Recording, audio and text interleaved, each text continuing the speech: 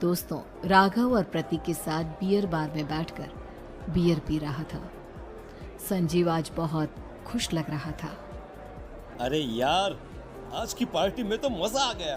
तुम दोनों दोस्तों के साथ तो मेरी जिंदगी इतनी अच्छी है कि क्या बताओ कितनी अच्छी है। अरे भाई, अब दोस्ती की है तो जीना मरना सब साथ में। हाँ अरे अरे यार सुनो, जल्दी से एक बियर और ऑर्डर करते हैं ना, एक आखिरी, और उसके बाद ये जश्न यहीं खत्म हो जाएगा। अरे हाँ हाँ, क्यों नहीं। वेटर, जल्दी से 2 बियर की बोतल लेकर आओ। आज मेरे दोस्तों को जश्न मनाना है, क्यों? इतने में वहां पर एक बहुत सुंदर लड़की छोटे छोटे कपड़े पहनकर हाथ में बियर की बोतल लेकर उसके पास आती है। ये लीजिए, आपने बियर ऑर्डर की थी ना, मैं लेकर आ गई। क्या बात है यार, इस बार की वेटर तो बड़ी सुंदर है। अब बियर लेकर आई हो तो अपने हाथों से ही पिला दो ना। हाँ हाँ, क्यों नहीं, जैसा आप बोलोगे मैं वैसा ही करूँगी। क्या बात है यार, अब तो लगता है रोज यहीं आना पड़ेगा। उसके बाद वो लड़की उन तीनों को बियर सर्व कर देती है। पार्टी करने के बाद वो तीनों अपने अपने घर जाते हैं। प्रतीक, संजीव और राघव को उनके घर छोड़कर जैसे ही अकेला अपनी कार में आकर बैठता है तो अचानक उसे एहसास होता है जैसे उसकी कार की पीछे वाली सीट पर कोई बैठा हुआ है। वो तुरंत पीछे मुड़कर देखता है। तुम यहाँ क्या कर रही हो? और तुम मेरी कार में कब आई? अरे तुम तो बार में वेटर थी ना। बस ऐसे ही मेरा दिल कर रहा था आपके साथ आपके घर चलने का, इसलिए मैं आपके साथ चली आई। अरे लेकिन तुम मेरी कार में आई कब? अभी कुछ देर पहले तो यहाँ पर मेरे दोस्त बैठे हुए थे। प्रतीक के इतना बोलते ही उस लड़के का चेहरा खतरनाक तरीके से बदल जाता है। उसकी आंखें पत्थर की तरह सफेद और पूरे शरीर पर नीली नीली नसें उभर आती है। गाड़ी चलाओ, पूरी स्पीड में चलाओ, और अगर तुमने गाड़ी रोकने की कोशिश भी की तो मुझसे बुरा कोई नहीं होगा। डर की वजह से प्रतीक के पसीने छूटने लगते हैं। उसका शरीर बुरी तरह से कांप रहा था। प्रतीक बिना कुछ सोचे समझे कार को फुल स्पीड से चलाना शुरू करता है। चलते चलते वो शहर से दूर एक पहाड़ी पर पहुंच जाता है और सामने अब सिर्फ पहाड़ी का किनारा दिख रहा है, जिसे देख प्रतीक घबराकर अचानक से कार को ब्रेक लगाता है। देखो देखो देखो देखो, मुझे छोड़ दो मुझे। अगर मैंने गाड़ी जरा सी भी आगे बढ़ाई तो हम दोनों नीचे गिरकर मर जाएंगे। ये तो तुम्हें पहले सोचना चाहिए था ना। अब कुछ नहीं हो सकता।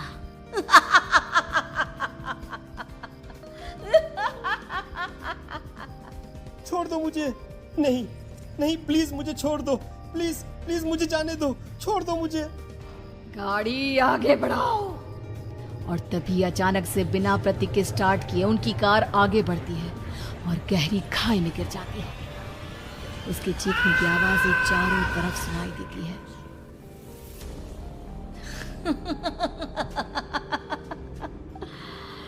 तुझे मारकर मेरे कलेजे में जल रही आग को थोड़ी शांति तो मिल गई, लेकिन अभी ये कहानी खत्म नहीं हुई। और फिर अगले दिन राघव और संजीव को पता चलता है कि प्रतीक की पहाड़ी से नीचे गिरकर मौत हो गई। अरे कल रात की तो बात है यार, हम सब बैठकर पार्टी कर रहे थे, लेकिन मेरी एक बात समझ में नहीं आ रही। राघव शहर से इतना बाहर उस पहाड़ी पर इतनी रात को क्या करने गया था? अरे यार, वही सोचकर तो मैं भी परेशान हूँ। हम दोनों को छोड़ने के बाद तो वो सीधा अपने घर जाने वाला था, और वो आत्महत्या क्यों करेगा भाई? कल रात तक वो कितना खुश था, हमारे साथ सेलिब्रेट कर रहा था। हाँ, लेकिन पुलिस ने तो यही कहा है कि प्रतीक ने अपनी कार को जानबूझकर पहाड़ी से नीचे गिरा दिया और आत्महत्या कर ली। अरे यार संजीव, मेरी तो कुछ भी समझ में नहीं आ रहा है। चल ठीक है, अब मैं अपने घर जाता हूँ। Okay, bye. राघव अपने घर में अकेला था दोपहर का वक्त था। तभी दरवाजे की घंटी बजी। कौन है? अरे 1 मिनट रुको, अभी आता हूँ। राघव ने जैसे ही दरवाजा खोला उसने देखा कि सामने एक बहुत खूबसूरत लड़की खड़ी हुई है। कौन है आप और यहाँ किससे मिलने आई हैं? देखिए ना, बाहर बारिश शुरू हो गई थी, मेरी गाड़ी खराब हो गई है। आपका घर नजर आया तो सोचा कुछ हेल्प ले लेती हूँ। क्यों नहीं, आइए ना, आइए आइए। मेरे कपड़े पूरे भीग चुके हैं, क्या आपके पास टॉवल मिलेगा प्लीज? राघव अपने बाथरूम से एक टॉवल लाकर उस लड़की को देता है। थैंक यू सो मच, अब मैं चलती हूँ। अरे इतनी क्या जल्दी है? आप चाहे तो बारिश रुकने तक यहाँ पर रुक सकती हैं। हाँ। लड़की ने पलटकर राघव की तरफ देखा। नहीं, मुझे जाना होगा, मेरा काम बाकी है। और वो वहां से चली गई। उस लड़की के जाने के बाद राघव अपने बाथरूम में नहाने के लिए गया और जैसे ही उसने बाथरूम में देखा तो उसका टॉवल वहीं पर लटका हुआ था। उसने टॉवल हाथ में लिया तो देखा कि उसका पूरा टॉवल खून के धब्बों से सना हुआ है। अरे अरे ये क्या? ये टॉवेल तो मैंने उस लड़की को दे दिया था। ये वापस मेरे बाथरूम में कैसे आ गया? और इस पर ये खून के धब्बे कहाँ से आ गए? राघव ने आईने में देखा तो उसकी गर्दन पर एक बड़ा सा चाकू का कट लगा हुआ था जिससे खून बह रहा था, जिसे देख राघव के होश उड़ गए। हाँ, अरे ये क्या? मेरी गर्दन इतनी ज्यादा कटी हुई है और मुझे दर्द भी नहीं हो रहा है। ये क्या हो रहा है मेरे साथ? राघव घबराकर बाथरूम से बाहर आया और अपना मोबाइल उठाकर उसने संजीव को फोन लगाया। संजीव जल्दी से मेरे पास आ जाओ। मुझे लगता है कुछ बहुत बड़ी गड़बड़ है, जल्दी आ जाओ। उधर से आवाज आई, लेकिन वो आवाज संजीव की नहीं बल्कि एक लड़की की थी।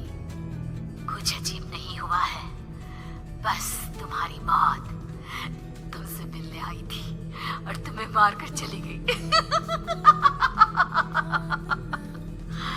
अब तुम इस दुनिया का हिस्सा नहीं हो राघव, इसलिए तुम्हें अपनी गर्दन के कटने का दर्द भी महसूस नहीं हो रहा।